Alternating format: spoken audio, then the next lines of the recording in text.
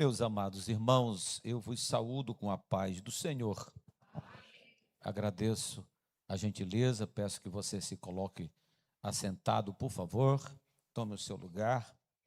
Eu quero, nesta noite, expressar a minha gratidão a Deus pelo privilégio de retornar a esta casa. Salvo engano, depois de 17 anos, a última vez que eu tive o privilégio de ministrar aqui em um congresso do Círculo de Oração. E eu nem percebi que o tempo passou. Louvo a Deus em poder retornar, rever cada um dos nossos irmãos que aqui estão servindo a Deus. E nesta feita, irmãos, poder cooperar com o meu amigo, pastor Erivaldo de Jesus. Ele disse aqui já de algum tempo, e eu estava pensando justamente no tempo, e me lembrei, meu amigo, daquele momento que estávamos no Belém, dividindo aquele período tão especial de aprendizado, quando nos aproximamos, pudemos trocar tantas ideias, né, repartir experiências.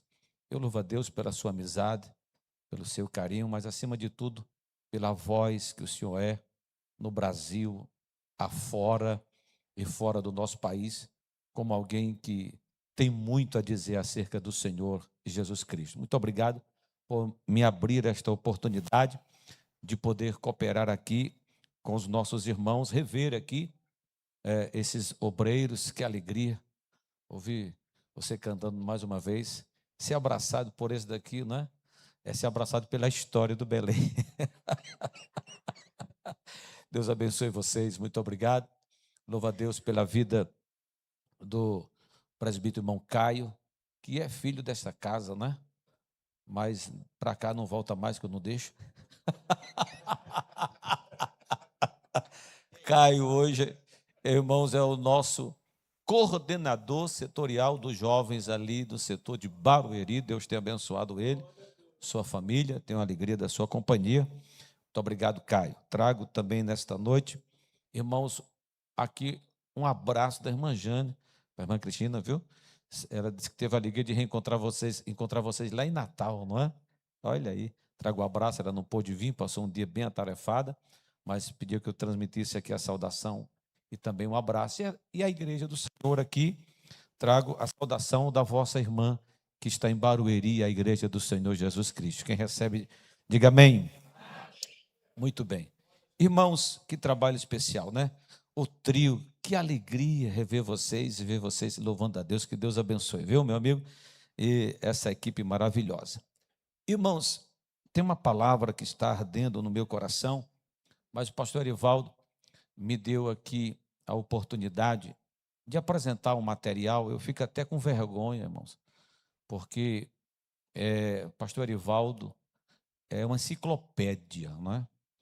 Ele não só fala, mas os seus escritos por demais abençoador para todo crente, né? Que o diga, qual obreiro que não tem a Bíblia do pregador pentecostal? Olha aí, não é? Então, pastor Erivaldo, além de ser uma voz, ele tem muitos livros escritos que têm ajudado demais a Igreja do Senhor, Brasil afora. Mas, irmãos, eu não sou vendedor de livros, mas o Senhor nosso Deus me incomodou ao longo já de aproximadamente 20 anos, irmãos, cuidando de igreja. O Senhor me direcionou para o discipulado, para a formação de obreiros. E por bondade de Deus, eu trouxe aqui para apresentar aos irmãos 3 livros que tratam sobre a formação de obreiros. Porque hoje nós estamos tratando de um tema muito relevante, que é missão, não é? A igreja, ela é uma ordem de serviço de Deus na terra. Uma ordem de serviço. Também podemos chamar a igreja de uma agência celestial, aonde muitos estão alistados para uma grande obra, que é dar sequência às atividades do reino de Deus na terra. Agora, como fazer a obra de Deus, irmãos? Uma vez que quem está na igreja sabe que a igreja é uma ordem de serviço. E aí, com base no princípio da formação da igreja primeira, que organiza o trabalho eclesial, lá em Atos capítulo 6, onde nós vamos encontrar esta ordem de serviço dividido em dois níveis: a diaconia das mesas e a diaconia da palavra. E ali é feita uma divisão do ministério que compõe a igreja. O que é a diaconia das mesas? Vai tratar daqueles que cuidam da parte de organização da igreja, que é um trabalho indispensável. Sem este trabalho, irmãos, a igreja não se mantém ou não realiza suas atividades. Nessa diaconia das mesas, que eu chamo do primeiro nível ministerial, porque é a base da própria igreja, na questão de serviço, envolve ali os cooperadores de diáconos. E escrevemos esse livro dedicado para aqueles que prestam a diaconia das mesas, não só cooperadores de diáconos, mas tantas outras funções e ocupações que existem, irmãos, para a realização desse trabalho. Então, eu quero colocar à disposição dos irmãos, isso aqui é um curso assim extraordinário, você pode interagir com o livro, porque cada capítulo você tem a oportunidade ali de responder um questionário e interagir com o próprio livro. Então, nós temos a diaconia das mesas, que chamamos do primeiro nível ministerial. E temos o segundo nível ministerial, que é a parte da diaconia da palavra, quem cuida da parte espiritual da igreja. Aqui vai envolver os presbíteros, pastores e evangelistas. E eu tive, pastor Evaldo, uma grande dificuldade de encontrar registros acerca do papel e da origem do presbiterato na Assembleia de Deus. E não foi fácil, mas graças a Deus temos muito conteúdo aqui. Esse material, irmãos, é usado hoje por muitas escolas que formam obreiros. Então, obreiro que conhece o primeiro nível precisa mergulhar no segundo. Então, é um outro livro também, com uma linguagem muito interessante, com muitas lições que você pode aqui interagir com o próprio livro. E este eu quero presentear ao meu amigo, né? Eu sei que o conhecimento dele é muito grande. Quem sabe depois que ele lê, ele vai me ajudar com alguns apontamentos.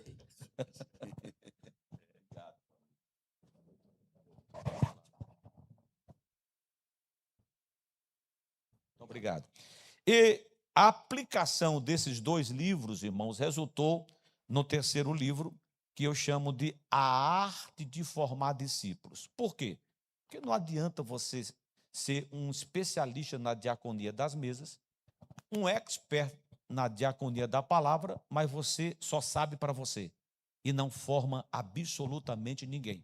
Então, a arte de formar discípulos é a aplicação desses dois livros, e eu faço muito isso, principalmente ali em Barueri. Nós temos o ProLab, é um curso preparatório para todos aqueles que vão exercer funções na igreja, porque são 14 lições. Nós temos aqui uma lição que trata sobre o papel principal da igreja, que é a missão. A quem pregar, o que pregar, como pregar, o papel da esposa do obreiro, não é? Aconselhamento familiar. Você tem a oportunidade de lidar com um casal, como é que você vai tratar dessas questões? Então, nós temos aqui um material muito especial e estamos aqui colocando à disposição dos irmãos. Como eu disse, eu não vendo livro, irmãos. Eu trago esse material sob a orientação de Deus para aqueles que amam a obra de Deus e querem crescer e melhorar naquilo que já estão fazendo. O irmão Arnaldo, que foi minha ovelha na primeira igreja que eu dirigi, ele estará ali com aquele material para me ajudar na recepção, tá bom? Com a permissão do nosso pastor. Eu vou pedir ao pastor Erivaldo, a gentileza, ele sabe melhor do que ninguém, o primeiro nível, o senhor escolhe um diácono por excelência para o senhor presentear, e aquele que tem uma aptidão e quer produzir muito para o reino de Deus aqui, o senhor presenteia com a arte de formar discípulos. Tá certo? Deus abençoe. Irmãos, posso ouvir um amém? Então já sei que não vou voltar com nenhum livro para casa. Eu quero convidá-lo a abrir a sua Bíblia. Em Atos dos Apóstolos, temos ali alguns minutos, eu não quero ser cansativo, mas quero falar de uma palavra que Deus pôs em meu coração. Atos dos Apóstolos, capítulo de número 10, por favor. Eu quero falar nesta noite, irmãos, sobre o seguinte tema: Deus não faz acepção de pessoas. Deus não faz acepção de pessoas. Por gentileza, capítulo de número 10, depois, se você quiser permanecer com a sua Bíblia aberta, nós vamos fazer uso de todo o capítulo 10 do livro do Atos dos Apóstolos. Sei que vocês sabem muito bem que o livro dos Atos, o Atos dos Apóstolos, é o registro da igreja recém-iniciada, não é? Então, é um livro que, muito embora não tenha aqui a sequência no cânon sagrado, mas nós continuamos nestes atos, fazendo a obra de Deus. Capítulo 10, eu quero que você, por gentileza, observe a partir do versículo 22 ao versículo 24, que assim está escrito: E eles disseram: Cornélio, o centurião, varão, justo e temente a Deus, e que tem bom testemunho de toda a nação dos judeus, foi avisado por um anjo para que te chamasse à sua casa e ouvisse as tuas palavras. Então, chamando-os para dentro, os recebeu em casa. No dia seguinte, foi Pedro com eles, e foram com ele alguns irmãos de Jope. E no dia seguinte chegaram a Cesareia, e Cornélio o estava esperando, tendo já convidado os seus parentes e amigos íntimos, tendo convidado seus parentes e amigos íntimos. Vamos para o versículo 29, por gentileza, até o versículo 34, capítulo 10. Pelo que, sendo chamado, quem? Pedro, como nós já lemos, ele chega e diz: vim, ou sendo chamado, vim sem contrapor ou sem contradizer. Pergunto, pois, e aqui Pedro está se dirigindo a Cornélio: por que razão mandastes me chamar? E disse Cornélio: há 4 dias eu estava em jejum até esta hora, e orando em minha casa até a hora 9. Eis que diante de mim se apresentou um varão com vestes resplandecentes e disse: Cornélio, a tua oração foi ouvida, e as tuas ofertas estão em memória diante de Deus. Envia, pois, a Jope e manda chamar Simão, o que tem por sobrenome Pedro. Este está em casa de Simão curtidor, junto do mar, e ele vindo te falará. E logo mandei chamar-te, e bem fizestes em vir. Agora, pois, estamos todos presentes diante de Deus para ouvir tudo quanto por Deus te é mandado. E abrindo Pedro a boca, disse: reconheço por verdade que Deus não faz acepção de pessoas. Quem concorda com esse texto, diga amém. Glória a Deus. Irmãos, O Senhor Jesus Cristo, após ter morrido na cruz do Calvário para salvar a humanidade, pois eu sei que você tem consciência plena disso, ele se entregou exatamente para isto. Ele veio do céu para isto, para dar a sua vida em resgate das nossas, para a salvação das nossas vidas. Sendo assim, irmãos, Jesus poderia muito bem se revelar depois do seu sacrifício vicário na cruz. Ele tinha poder, ele tinha autoridade plena para se revelar para cada pessoa no planeta Terra como sendo Senhor e Salvador. Quem concorda com isso, diga amém.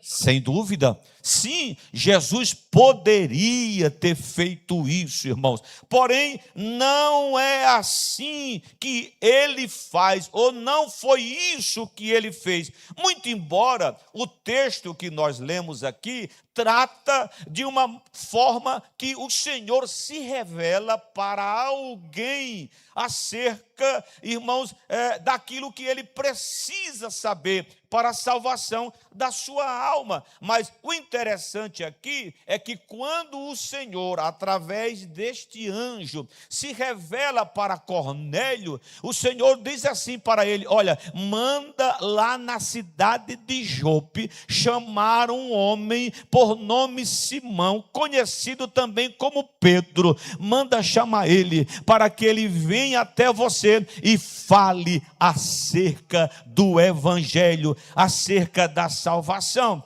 Então, veja bem, irmãos, a grande pergunta aqui é a seguinte: olha, se o Senhor Jesus Cristo podia muito bem nesta revelação já se apresentar para Cornélio como o Salvador da humanidade, por quê? Por quê que ele mandou que fosse chamado a Pedro para que Pedro falasse de Jesus para Cornélio? Você já pensou nisso? Por que é que Jesus usou dessa estratégia? Por que Jesus fez isso? Ele já estava se revelando. Cornélio, um homem temente a Deus. Se você ler os versículos iniciais, nós já vamos colher esse testemunho. E Lucas diz assim: um homem temente a Deus, um homem que conhecia acerca de Jesus, um homem que conhecia a lei, é verdade, mas conhecia também acerca do Messias que estava por vir. E, irmãos, eu até ouso dizer que Cornélio já ouviu falar, ou tinha ouvido falar de Jesus Cristo.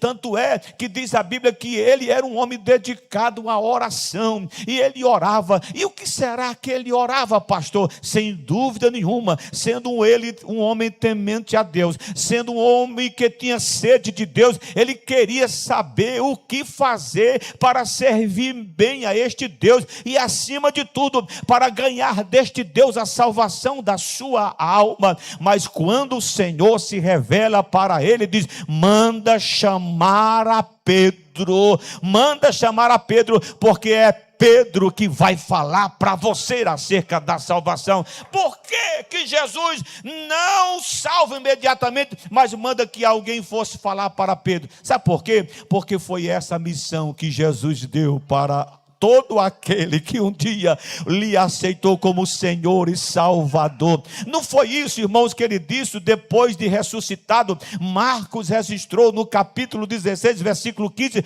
Jesus diz assim: olha, ide e pregai o evangelho a toda criatura. Quem crer e for batizado será salvo. Esta é uma ordem, esta é a missão que eu e você recebemos do Senhor Jesus Cristo. Portanto, não espere que desça anjo do céu para falar da salvação. Por quê? Porque não é necessário. Eu e você temos a mensagem da salvação. Ele confiou a mim, ele confiou a ti, ele confiou à igreja. Este é o papel da igreja: é pregar, é anunciar a todos quantos ouçam ou deixam de ouvir: Jesus é o Salvador da humanidade. Bendito seja o Senhor. Então, veja, irmãos, que é muito simples a ordem de Jesus. Ide e pregai. Ide e pregai.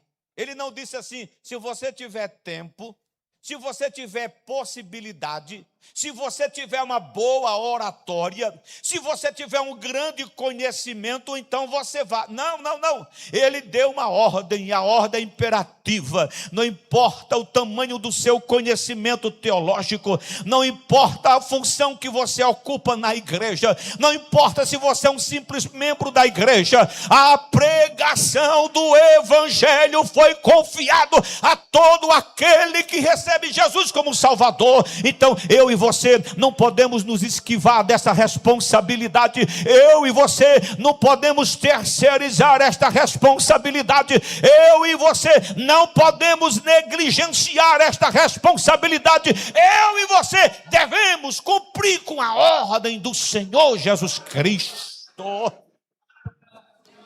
Nós estamos vivendo dias em que as pessoas estão dando desculpas para tudo. Irmãos queridos, não sei aqui, irmãos, mas por onde tenho passado, por misericórdia de Deus, estou no 5º setor já do Ministério do Belém, mas por onde passo, a maior dificuldade que eu encontro é mobilizar a igreja para pregar o evangelho. O povo quer festa, o povo quer manto, o povo quer céu aberto, mas deixa eu dizer uma coisa para você, só cai glória com pregação do evangelho, só tem milagre com pregação do evangelho. Oh, diz a Bíblia que o Senhor cooperava com aqueles que pregavam, fazendo o que, pastor? Sinais, prodígios e maravilhas.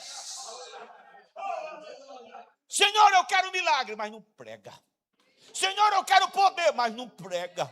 Senhor, eu quero unção, mas não prega para ninguém. Escute nesta noite, eu glorifico a Deus, porque ainda tem pastor como o pastor Erivaldo, igreja como esta, que se importa com a pregação do evangelho, se importa com a pregação do evangelho. Eu sei que aqueles que pregam, eles andam na graça, na unção, no poder. Deus vai manifestar glória e graça aqui, porque tem pregadores das boas novas. Então a ordem é para você, pastor, mas eu só vou pregar se fulano for. Esquece fulano, a responsabilidade repousa sobre você. Se ele não for, Deus vai cobrar dele. O que importa é que você vá. Ide é a ordem. Ide. A quem eu devo ir? Está claro no texto. A todos. A todos. Quem são todos? Ora, todos, irmãos, aqueles que fazem parte da sua casa, é os teus parentes, mas todos estão incluídos os teus amigos, os teus colegas, os que estão perto, os que estão longe. Fala a todos, fala a todos. Oh, irmãos, eu sei que você vai lembrar, eu não quero ser saudosista, mas nós vivemos um tempo em que nos pontos de ônibus tinha alguém falando de Jesus, dentro de ônibus tinha gente falando de Jesus, no trem, quantas vezes, irmãos, eu vi pessoas com a Bíblia pregando o evangelho. Meu Deus, aonde estão? Aonde estão aqueles que têm coragem de falar para todos, para todos, para todos?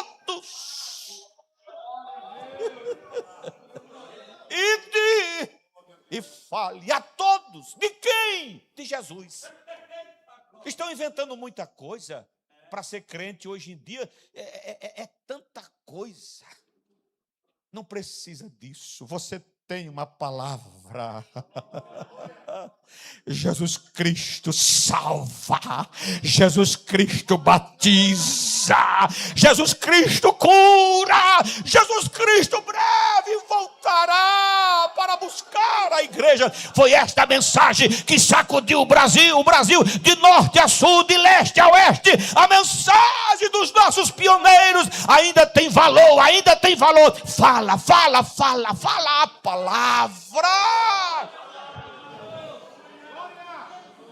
Sem rodeios, sem invenções.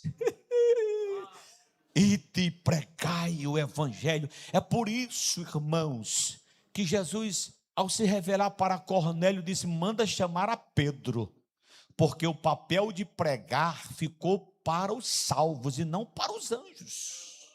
Quem entendeu isso aqui, diga amém. Veja, irmãos, muito embora Lucas não esteja, ao tratar desse acontecimento aqui na cidade de Cesareia, envolvendo esse personagem chamado Cornélio, um homem tão conhecido e famoso, muito embora Lucas não esteja tratando aqui nesse texto do início dos trabalhos missionários ou de missão da igreja fora de Jerusalém.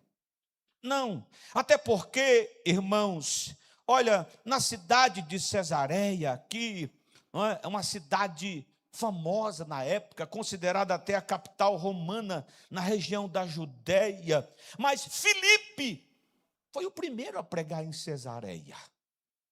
Então, o primeiro trabalho não é esse que está acontecendo ou que vai acontecer na casa de Cornélio. Pedro, ele vai pregar o evangelho em Cesareia. Mas Paulo, quantas vezes Paulo prega a palavra aqui? O que eu quero dizer aqui é que não importa quem começou, não importa quem foi que falou a primeira vez, o que importa é que eu e você não abandonemos a nossa Cesareia, não abandone a sua Cesareia, fala de Jesus lá, porque ainda tem pessoas como Cornélio querendo ouvir, precisando de Jesus para salvar a sua alma.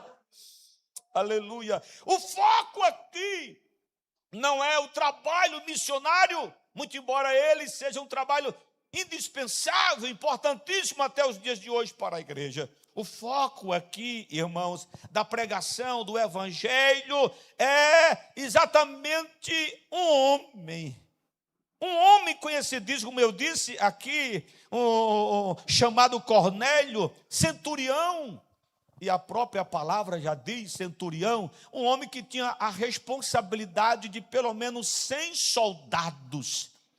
Agora, não era simplesmente um comandante qualquer.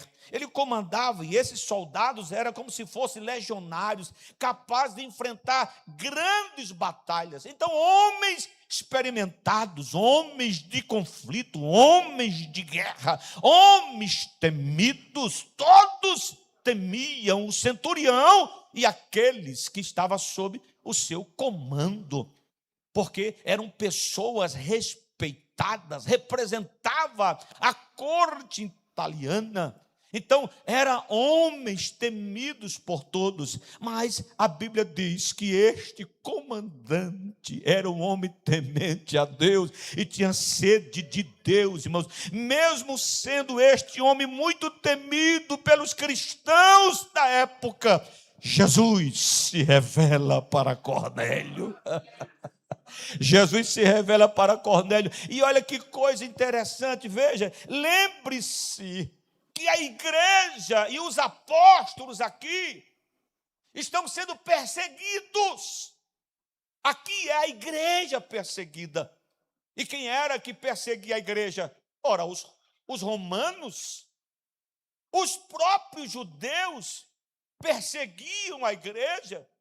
E em se tratando de autoridades do governo romano, os crentes queriam distância deles. E em se tratando aqui de um homem da magnitude de Cornélio, centurião, ora, irmãos, onde é a casa dele? É na rua de frente. Então vamos passar pelo outro lado da avenida. Por quê? Porque se Cornélio souber que eu sou crente, ele pode me mandar prender. Era esta a realidade da igreja aqui. Os cristãos sabiam da perseguição. E quem poderia, mandar prender e até matar, como aconteceu. Tiraram a vida de Estevão, não é? Então, era a igreja perseguida. Mesmo assim, diante dessa situação e diante deste homem, o Senhor diz, olha, manda chamar um homem chamado Pedro. Pedro vai pregar para você. Mas quem vai falar para o centurião é Pedro. Pedro é o escolhido. Pedro é o escolhido. E quando eu olho aqui, irmão, eu fico pensando na seguinte questão: você teria coragem de ir pregar para o centurião aqui, estando na condição de Pedro? Veja, irmãos, quando você começa a ler o texto, diz a Bíblia que enquanto o Senhor está se revelando para Cornélio e fala para Cornélio o que ele deve fazer para que ele tome conhecimento do Messias e venha aceitá-lo como seu Salvador. Quando ele é convencido através desta visão, a Bíblia diz que o mesmo anjo vai lá para a cidade de Jope. E eu acho que Pedro estava vindo do evangelismo, porque Pedro estava cansado, irmão, e com fome, viu, Fábio? Estava com fome, Pedro. A Bíblia diz que quando Pedro chega na casa do Simão Curtidor, aí a esposa assim disse: o almoço está pronto? Não, porque eu estava na oração. Claro que eu estou conjecturando, não é? Atualizando. Olha, não está pronto não, bem. E aí o Simão Curtidor olha para o pastor Pedro e diz assim: ô pastor, vai demorar um pouquinho para sair o almoço. Aí Pedro diz assim: estou vendo que em cima da tua casa tem uma laje ali. Eu posso usar aquele espaço para orar enquanto o almoço está sendo preparado? Aí Simão disse assim: por favor, pode usar, é toda a sua laje. Escute, irmão, o anjo aparece a Cornélio depois de Cornélio passar um momento de jejum e oração, e o mesmo anjo que se revela, que fala para Cornélio, vai lá para Jope, e lá está Pedro em cima da laje. Pedro está orando: Senhor, eu quero pregar mais a tua palavra, eu quero alcançar mais almas para o Senhor. Eu passei, Senhor, aqui nas ruas de Jope evangelizando, mas aqui, Senhor, o povo não está muito receptivo à palavra. Me abra, Senhor, novas fronteiras, me abre novas fronteiras. De repente, o anjo do Senhor aparece para Pedro e abre os olhos. Eita, oração é algo glorioso, irmãos. Abre os olhos espirituais de Pedro, e Pedro tem uma visão. E o que é que Pedro vê? Pedro vê o lençol descendo, em cima do lençol tinha uma vasilha, e dentro dessa vasilha vinha vários animais, justamente animais proibidos, para que os judeus não consumissem. Deus mesmo assim colocou em restrição. E aí, quando aquela visão aparece para Pedro, o anjo disse: Pedro, ele disse: pois não, olha, Pedro, o que você está vendo aí? Mata os animais e come. Aí Pedro disse: eu, Senhor, sou crente, conhecedor da lei, jamais eu vou pecar contra ti, Senhor, quebrando a própria lei e os seus estatutos. Não vou colocar na minha boca aquilo que o Senhor considerou imundo. Preste atenção, irmãos, olha que coisa interessante. Para Cornélio, o anjo só falou uma vez. Agora, para crente, o anjo tem que adular. Quando o negócio é para pregar o evangelho, o anjo adula, irmão. E não é só o anjo não, pastor Evaldo, a gente fica adulando. Eu estou cansado de adular. Quem sabe o que é adular, irmãos? Eu estou falando uma linguagem lá da Palestina, lá, tem uma bandeira. Não é? Adular é insistir. É insistir para a pessoa fazer alguma coisa, irmãos. Não é? Aí o anjo diz assim: Pedro, mate como eu? Não, porque isso é imundo. Pedro, quem está mostrando para você, Pedro? A Bíblia diz, irmãos, que por 3 vezes. Quantas vezes? Quantas vezes? Parece que o 3 persegue a Pedro. Porque quando Pedro estava lá no pátio do Sinédrio, quantas vezes ele negou Jesus, irmãos? Quantas? O anjo teve que insistir quantas vezes para ele entender a visão? Quantas vezes o Senhor vai falar com você acerca disso?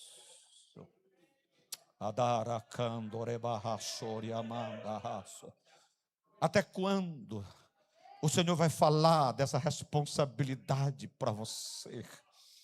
Até quando você vai resistir esta ordem de Deus?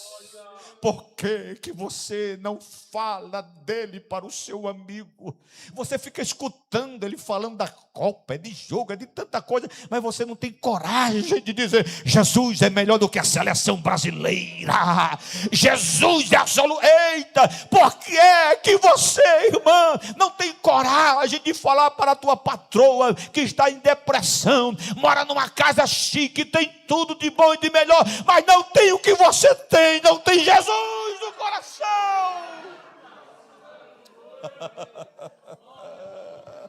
Aleluia, aleluia. O anjo insiste com Pedro: Pedro, Você, Pedro, é o porta-voz da palavra. Não considere impuro aquilo que eu santifiquei. A visão ali, irmãos, é para mostrar aos gentios, porque os judeus não consideravam os gentios como dignos de Deus e de salvação. Jesus estava dizendo, você estava orando, pedindo que eu ampliasse a tenda, que eu alcançasse mais pessoas. Pedro, eu vou enviar você em missão. Pedro, alguém esperando você para falar a palavra. Oh, aleluia. Veja, queridos irmãos, que quando Pedro entende a visão, a Bíblia diz que 2 soldados, ou 2 servos, na verdade, 2 servos e um soldado piedoso. Perceba que Cornélio, irmãos, não mandou aqui alguém, sabe, daquele soldado severo, daqueles que eram temidos. Ele escolheu a dedo 2 servos e um soldado piedoso. Esse piedoso você pode entender como alguém também sensível ao evangelho. Esse soldado entendia o desejo do seu chefe, porque ele também desejava ouvir falar de Jesus. A verdade é que quando eles bateram na porta, o almoço não tinha nem saído, não é? Bateu na porta assim, olha, tem alguém chamado aqui, Simão Pedro lá da laje ouviu, irmãos, mas antes que a voz deles ecoasse, lá o Espírito Santo disse assim, Pedro, eu estou mandando aí 3 homens aí, vão bater na porta, vão chamar pelo nome, porque é assim, irmãos, o Senhor trabalha de uma forma tão especial, que às vezes é preciso chamar o nome. Maria, fala Maria, João, fale. E aí os mensageiros chegam, bate na porta e chama pelo nome. Aí o anjo diz assim, foi eu que mandei, vai lá. Ele desce e diz assim, sou eu. Pois não. E ele diz, olha, nós fomos enviados aqui pelo centurião Cornélio. E viemos aqui te chamar, porque um anjo apareceu do céu para ele, dizendo, vá lá na casa de Simão Curtidor, na cidade de Jope, e chama lá o homem por nome de Simão Pedro, para que ele venha aqui e fale do evangelho. E Pedro então compreendeu, disse assim, então entre. Passaram a noite, no dia seguinte caminharam o dia inteiro, irmãos, e quando eles chegaram na casa de Cornélio, sabe o que estava acontecendo lá, irmãos? Um ajuntamento. Que ajuntamento era esse, pastor? Eu chamo, irmãos, particularmente esse ajuntamento de o primeiro culto do amigo que foi realizado aqui e registrado na Bíblia. Culto do amigo, pastor, é uma das maiores estratégias para ganhar alma para Jesus. Realizamos agora no mês de abril, lá em Barueri, o culto do amigo. Eu preparo a igreja um mês inteiro.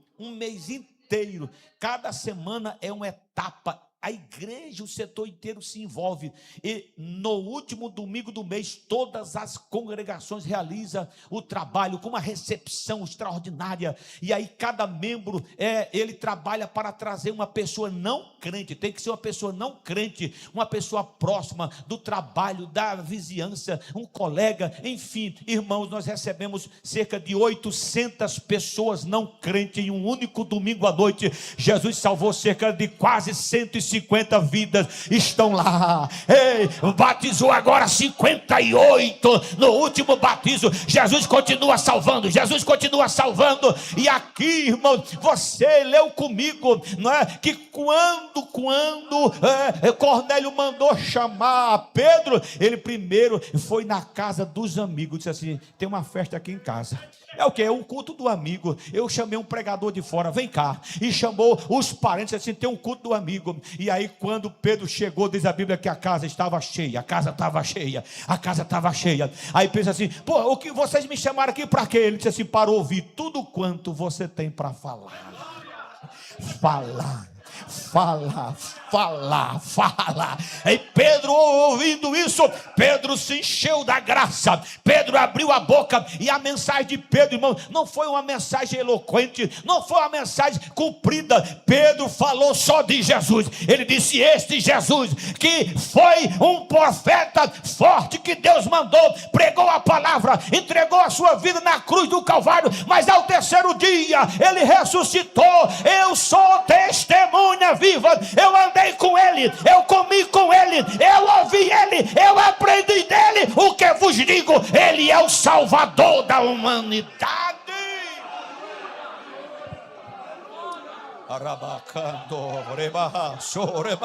Se isso não traz alegria ao seu coração, eu não sei o que você quer ouvir. Nesta noite eu não tenho outra palavra a dizer a não ser: Jesus é o Senhor, Jesus é o Salvador, Jesus é o remidor, Jesus é o libertador, Jesus é o transformador, Jesus é o batizador com o Espírito Santo, Jesus é aquele que voltará para buscar a igreja.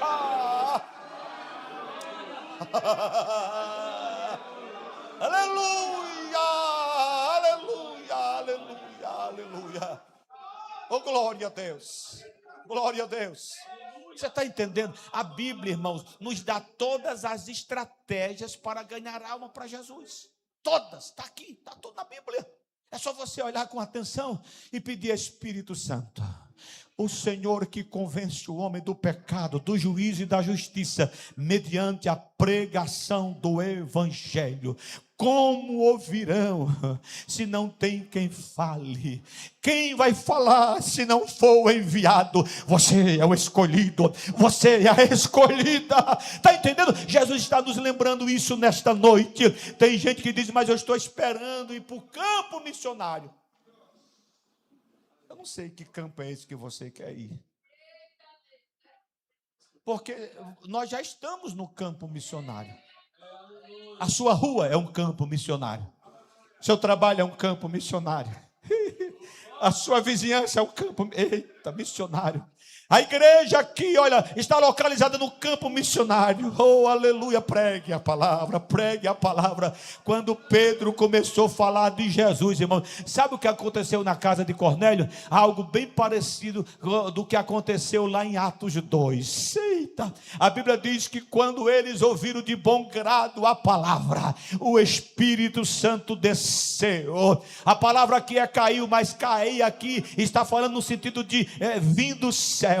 A Bíblia diz que enquanto Pedro pregava o Evangelho, a salvação em Cristo Jesus, o Espírito Santo, aquele que o Pai mandou para cooperar com os pregadores do Evangelho, você prega, ele salva, você prega, ele cura, você prega, ele restaura, você prega, ele renova, você prega, ele batiza com o Espírito Santo. É só você abrir a boca. Pedro começou a pregar, o céu se abriu. Pedro continuou a pregar, o Espírito Santo encheu a casa de Cornélio e todos foram cheios do Espírito Santo. Alguns crentes que Pedro levou consigo lá de Jope, da congregação dos judeus, ficaram espantados. Como é que pode? Eu pensava que o Espírito Santo era só para nós. Não, irmãos. O Espírito Santo é para todos. A Bíblia diz assim: e essa promessa é para vós, é para os vossos filhos, é para todos. Eu gosto disso. É para todos quantos, é para todos quantos receber a Jesus como Salvador. O Espírito Santo é para a igreja de hoje, e ele está aqui. Sabe por quê? Porque nós estamos envolvidos com o principal papel da igreja: é pregar o Evangelho, é pregar o Evangelho. Eu quero nesta noite, quando finalizo esta simples mensagem, fazer um apelo a você,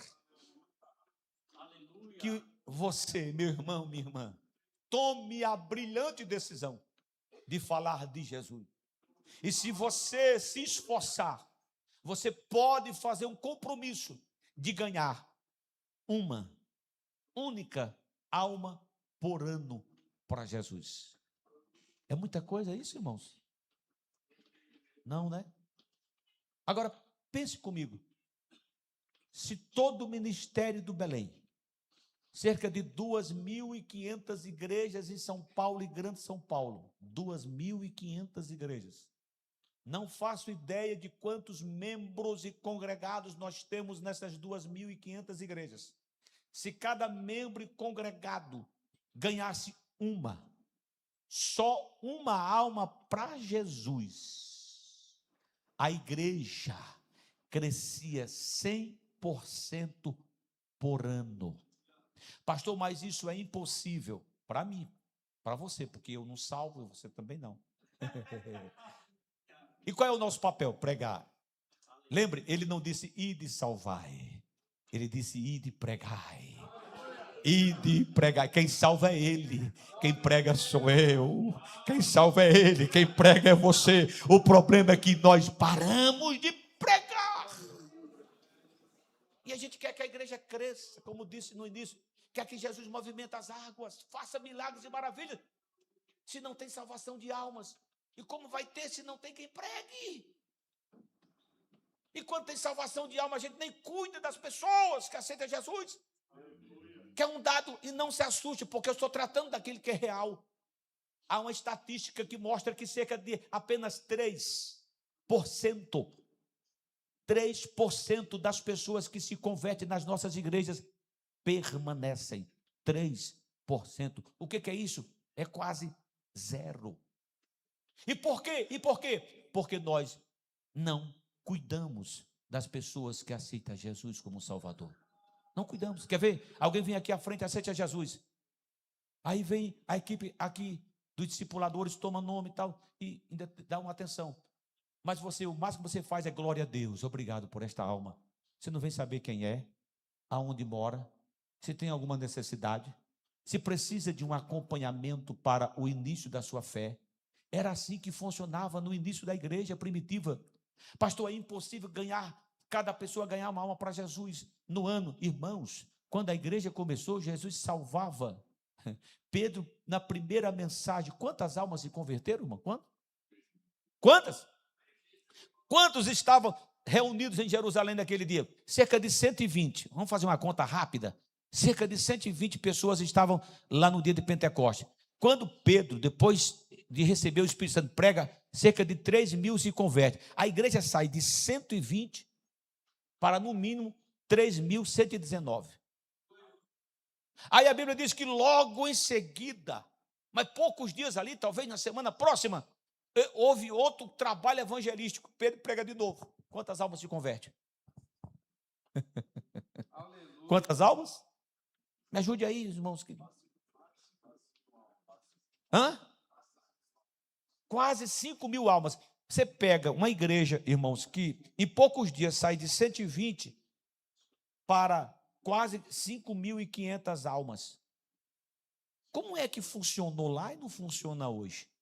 Porque o Jesus da igreja primitiva é diferente do Jesus de hoje. É? Não é isso que a Bíblia diz. A Bíblia diz que ele é o mesmo ontem, hoje e eternamente. Sabe o que a Bíblia diz mais? Seu poder não diminuiu. Mas o que foi que aconteceu, pastor? A mudança aconteceu, foi em nós, na igreja. A igreja não está mais cumprindo o seu papel como fazia antigamente. Concluo dizendo com temor no meu coração: precisamos voltar às origens da Assembleia de Deus. Precisamos voltar às origens da Assembleia de Deus. Todo crente não via no domingo à noite sem trazer alguém para ouvir o Evangelho, a palavra do Senhor. Quando alguém se convertia, a primeira coisa que fazia era oferecer a casa, para que a casa dele se tornasse num ponto de pregação. Era assim ou não era, irmãos? O que é que você está fazendo pelo Evangelho? O que é que você está fazendo? Eu disse que há uma grande pergunta aqui. Teria a coragem de Pedro de ir pregar para o centurião, que oferecia a ele risco de vida e de liberdade? Ele poderia ser preso, ele poderia ser condenado à morte, porque foi falar de Jesus para um centurião. E há pessoas querendo ouvir e eu e você estamos negligenciando, mas que nesta noite o Espírito Santo faça com esta igreja o que fez com Pedro, que o Senhor abra os olhos espirituais e eu e você possamos enxergar o Cornélio que precisa ser alcançado, a Cesareia que precisa ser incendiada com o Evangelho. Quem recebe esta palavra como de Deus, diga amém. Deus vos abençoe, meus irmãos.